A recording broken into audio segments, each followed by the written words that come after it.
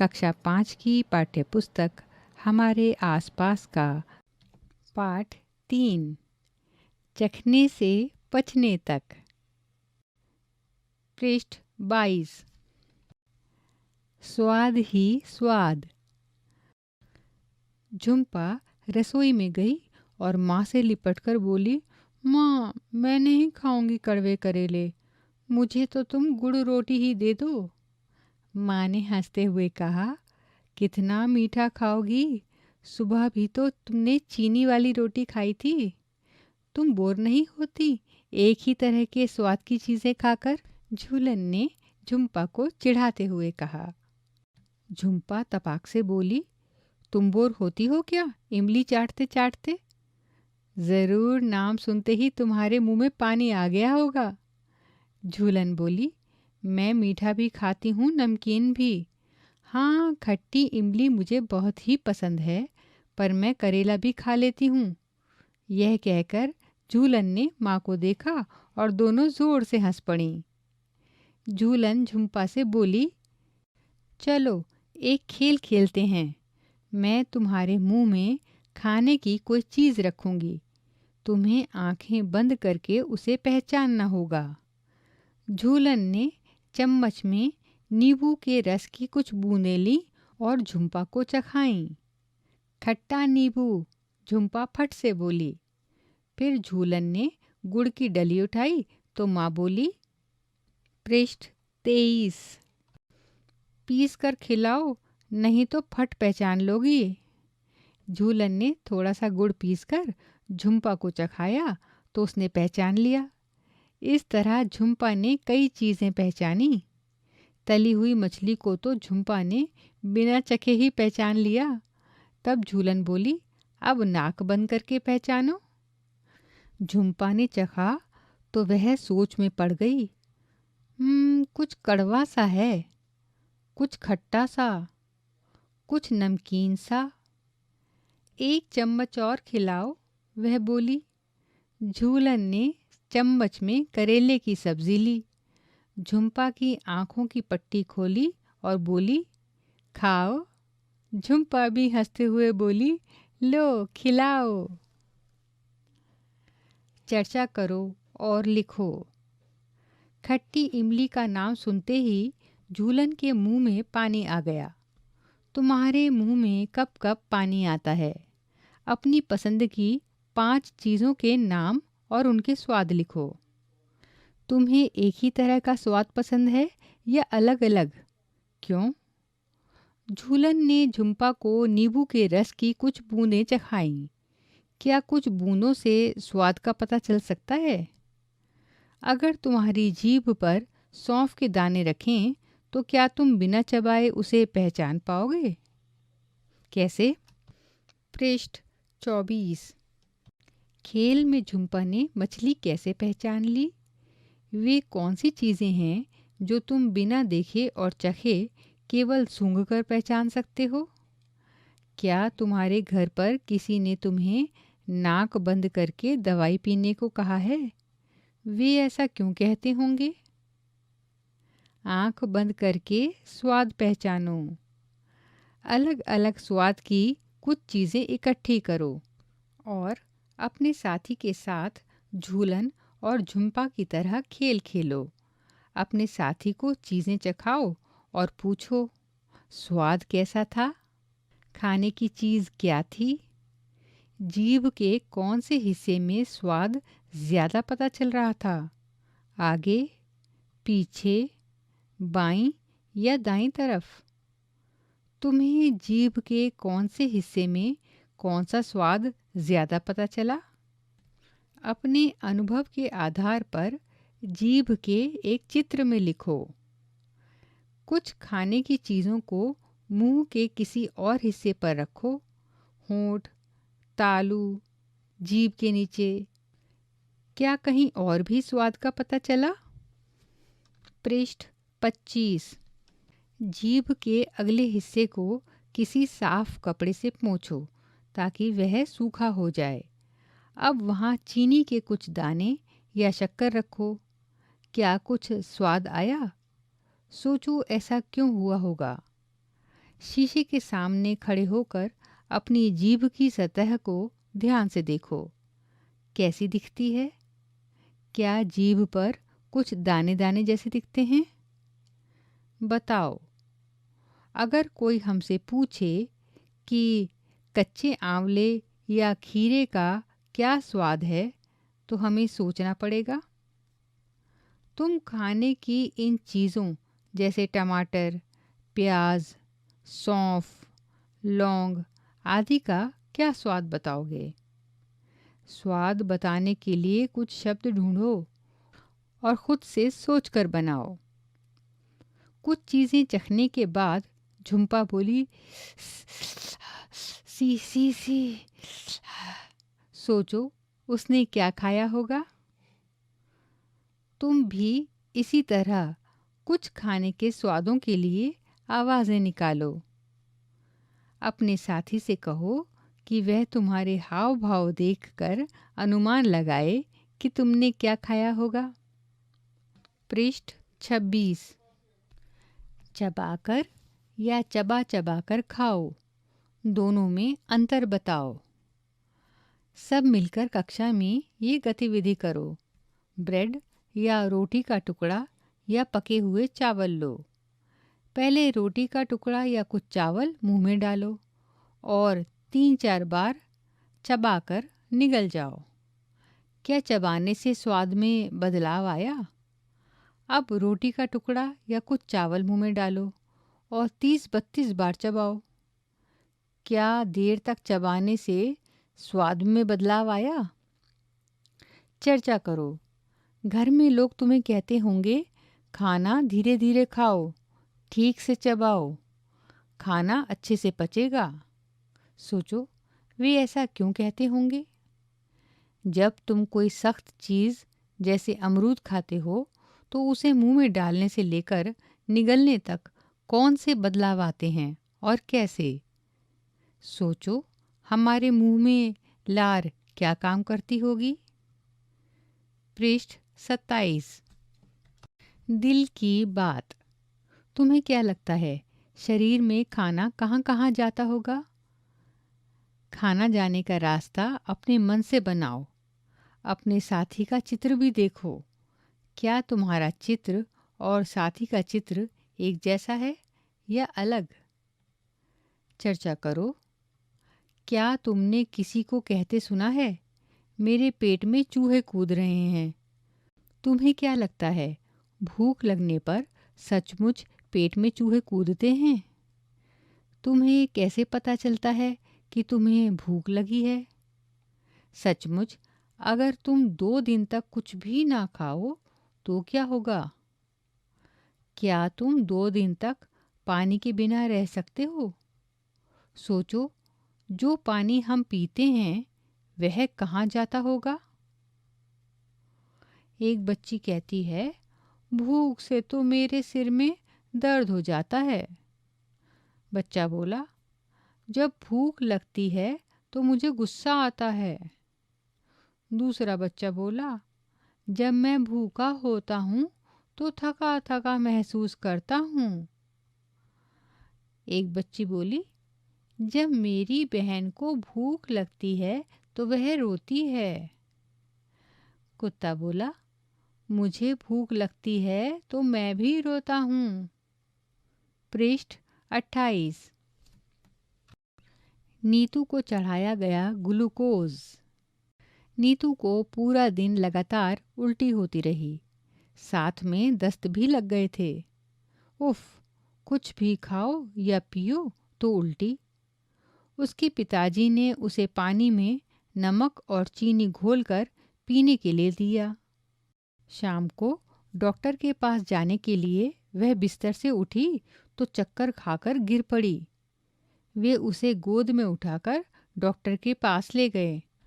Doctor ने नीतू को अस्पताल में भर्ती होने को कहा, ग्लूकोज चढ़ाने के लिए। यह सुनकर नीतू सोच में पड़ गई। स्कूल में खेल के समय तो टीचर कई बार ग्लूकोज पीने को देती है, पर अब ग्लूकोज चढ़ाना क्यों है? डॉक्टर आंटी ने उसे कहा, खाना और पानी शरीर में ना रुकने की वजह से शरीर में कमज़ोरी आ गई है। तुम्हारा पेट खराब है। ग्लूकोज चढ़ाने से बिना खाए पिए तुम्हें जल्दी ताकत मिल जाएगी और हिम्मत भी। बताओ और चर्चा करो। तुम्हें याद होगा कि तुमने चौथी कक्षा में नमक चीनी का घोल बनाया था। नीतू के पिताजी ने भी उसे यही घोल दिया। सोचो, उल्टी दस्त होने पर यह घोल क्यों देते होंगे? क्या तुमने कभी ग्लूकोज शब्द सुना है या लिखा हुआ देखा है? कहाँ? क्या तुमने कभी ग्लूकोज चखा है? उसका स्वाद कैसा होता है? अपने साथियों को भी बताओ। पृष्ठ 29। क्या तुम्हें या तुम्हारे घर में कभी किसी को ग्लूकोज चढ़ाया गया है? कब और क्यों? उसके बारे में अपने साथियों को बताओ। नीतू की टीचर उसे हॉकी खेलते समय बीच बीच में ग्लूकोज पीने को कहती हैं। सोचो, वह खेल के दौरान ग्लूकोज क्यों पीती होगी? बताओ, नीतू को ग्लूकोज कैसे चढ़ाया गया? कहानी खिड़की वाले पेट की। सुनो कहानी एक अनोखे पेट की। पेट में था छेद, कहानी छेद की। मार्टिन नाम का एक फौजी, भूल से पेट में लगी गोली। हुआ इलाज पर रह गया छेद, डॉक्टर के लिए बना खेल। बातें जान ली उसने भेद की। सुनो कहानी एक अनोखे पेट की। जब चाहें तब उसमें झांक लें, अंदर का सारा हाल भांप लें। क्या खाया, क्या चबाया, क्या नहीं पचा, क्या पचाया। कर सकते थे वह मीन मेख भी। सुनो कहानी एक अनोखे पेट की।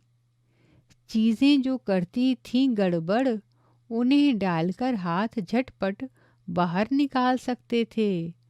बदले में नया खाना डाल सकते थे। हाँ, दाल भात और सेब भी। सुनो कहानी एक अनोखे पेट की। खिड़की जैसे छेद वाले पेट की, इसके उसके सबके पेट की। कहानी यह हमने नहीं गढ़ी, वर्षों पहले सच्ची थी घटी। पढ़ो कहानी एक अनोखे पेट की।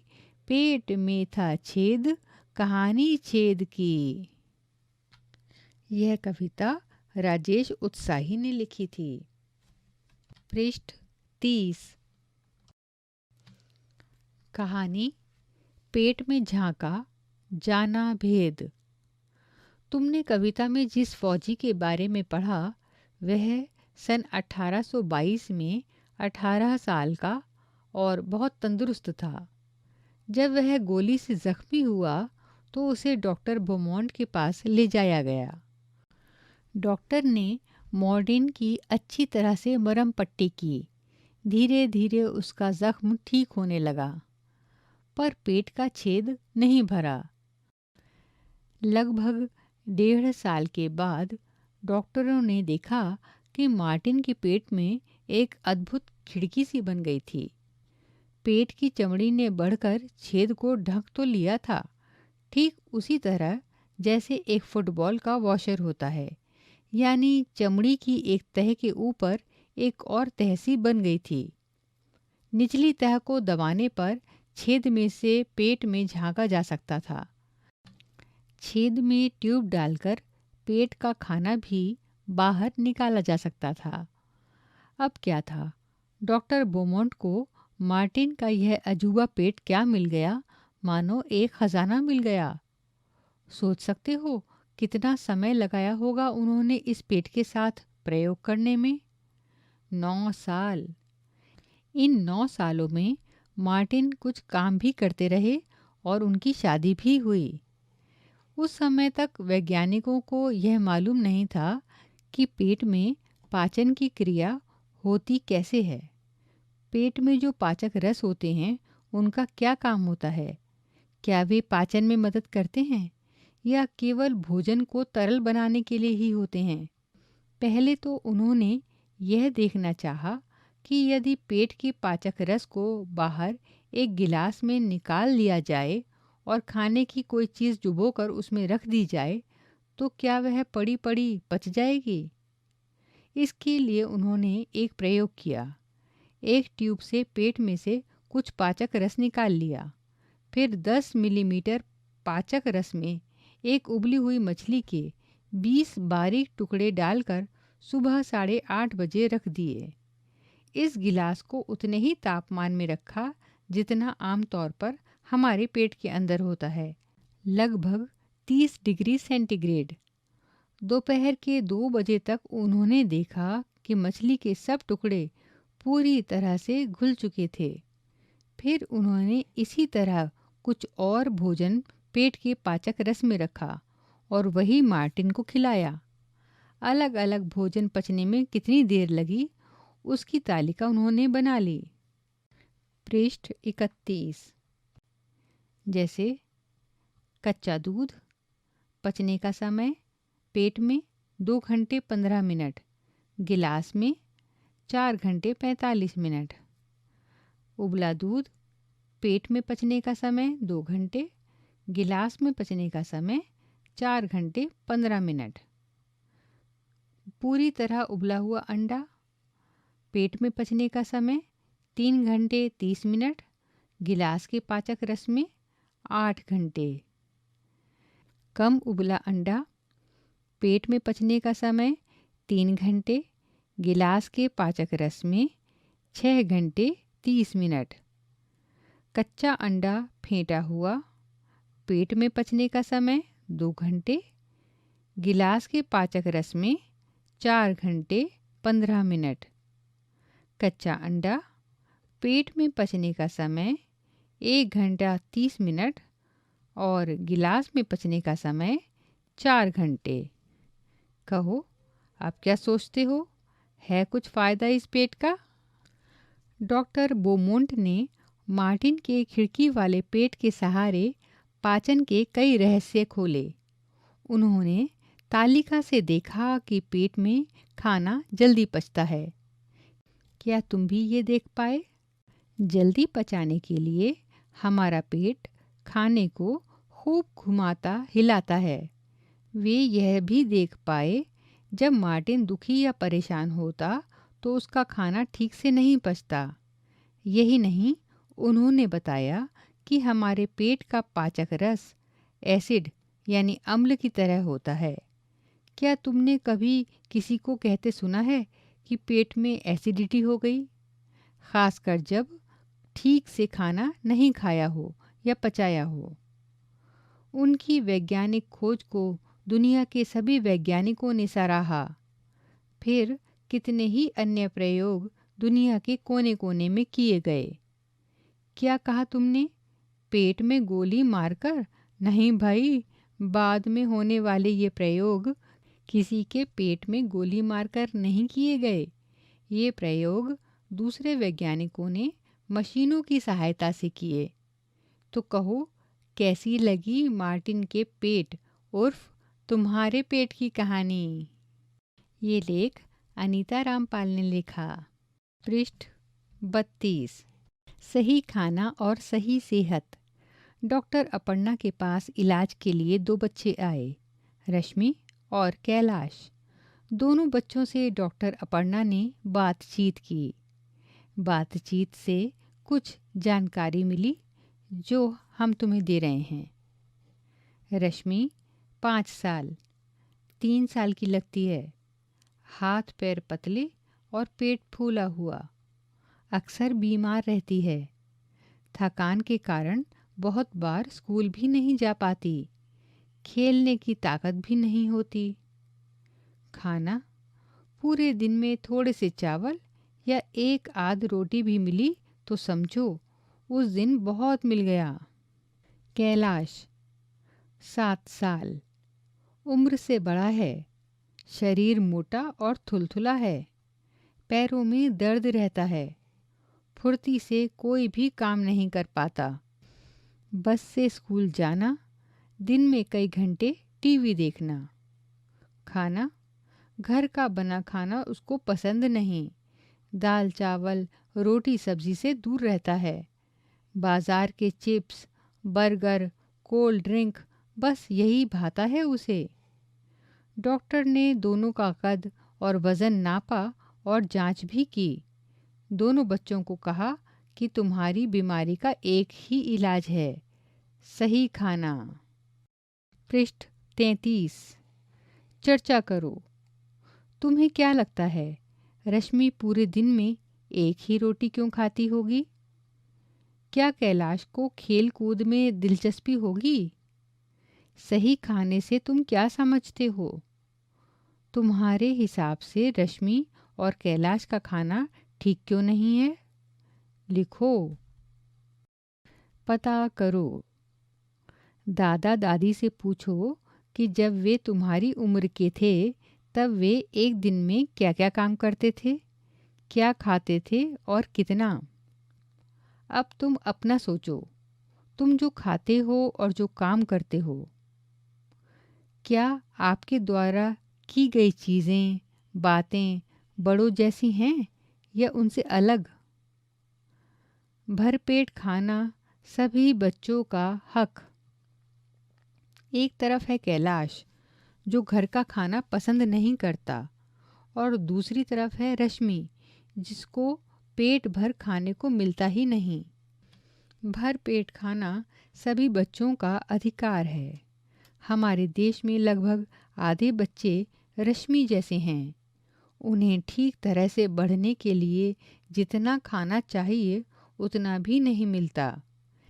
ये बच्चे कमज़ोर रहते हैं और कई बीमारियों के शिकार हो जाते हैं। पृष्ठ 34। ओडिशा के कालाहांडी ज़िले के बारे में पढ़ो और कक्षा में चर्चा करो। सोचो और चर्चा करो। क्या तुम किसी ऐसे बच्चे को जानते हो जिसे दिन भर में खाने को कुछ नहीं मिलता? उसके क्या क्या कारण हो सकते हैं? क्या तुमने कभी ऐसा गोदाम देखा है जहाँ बहुत सारा अनाज रखा हो? कहाँ? हम क्या समझे? जब तुम्हें ज़ुकाम होता है तो खाना बेस्वाद क्यों लगता है? अगर ऐसा कहा जाए, हमारा मुंह ही पचाना शुरू कर देता है, तो तुम कैसे समझाओगे? लिखो। सही खाना ना मिले तो बच्चों को क्या क्या परेशानी हो सकती है? 30 साल की गोमती किसी बड़े किसान के खेत में मजदूरी करती है। इस मेहनत की उसे बहुत कम मजदूरी मिलती है। इन पैसों से वह पेट भर अनाज भी नहीं खरीद पाती। कई महीने तक तो उसे काम भी नहीं मिलता। फिर जंगल के पेड़ों की पत्तियां या जड़ें खाकर काम चलाना पड़ता है। इसी के कारण अब गोमती के बच्चे बीमार पड़े हैं। गोमती का पति भी कुछ साल पहले भूख के कारण ही गुजर गया था। एक तरफ तो कालाहांडी में सबसे अधिक चावल पैदा किया जाता है और दूसरे राज्यों में बेचा जाता है।